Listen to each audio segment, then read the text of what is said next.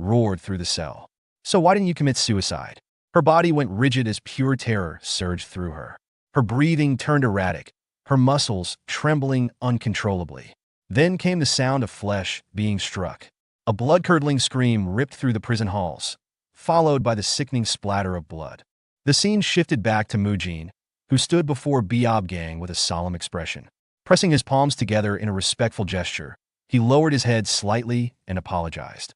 "It was really urgent, so I went ahead alone to resolve it first."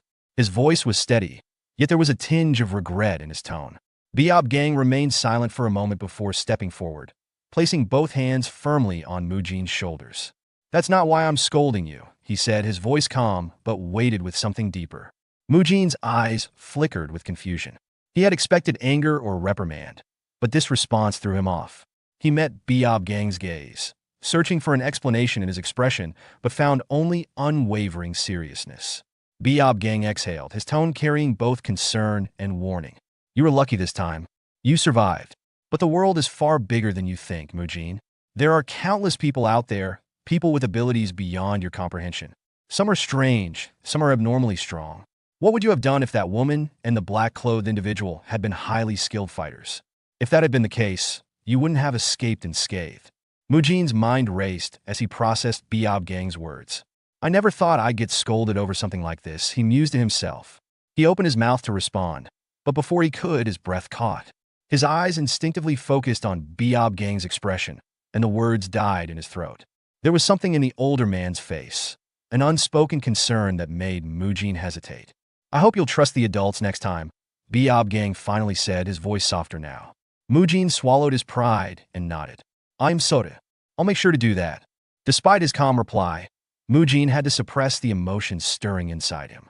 Biob Gang had always been someone who followed the rules strictly, rarely allowing sentiment to cloud his judgment. But right now, the way he looked at Mujin, it reminded him of his grandparents. The same deep worry, the same unspoken fear of losing someone precious. For a brief moment, Mujin saw past Biob Gang's strict nature. There was genuine concern in his voice, a protective instinct that Mujin had never fully recognized before. Looking up, he met Biob Gang's gaze once more and said, this time with unwavering sincerity, "I really will make sure to ask for help next time." As dawn's first light seeped into the grand office of the Heavenly Merchant Guild, Mujin sat across from Ryu Jiguang, who wore a troubled expression. Ryu Jiguang took a deep breath before delivering the news. Hong So-hee died last night in her prison cell. Mujin's eyes widened slightly at the revelation. "She's dead?" His voice held a trace of disbelief. "What happened?" Ryu Jiguang leaned forward, his fingers interlocked as he spoke. "Early this morning, just as I was on my way to interrogate her, I was informed that she had suddenly died. The timing is suspicious. I believe there's someone inside the Merchant Guild who is either assisting her or monitoring her movements." Mujin's brows furrowed in thought as he listened carefully. Ryu Jiguang continued, "Even after deciphering the letter you handed me, there was nothing particularly unusual about its contents, just records of what she had done. However, we've confirmed that she was working as seal with servant, leaking sensitive information about both the Shaolin and our Merchant Guild." Mujin felt unease settle in his gut. He chose his next words carefully. "But why are you telling me this?" His voice carried an edge of uncertainty. "You said before that this was an internal matter for the Heavenly Merchant Guild. You even insisted on handling her imprisonment yourself.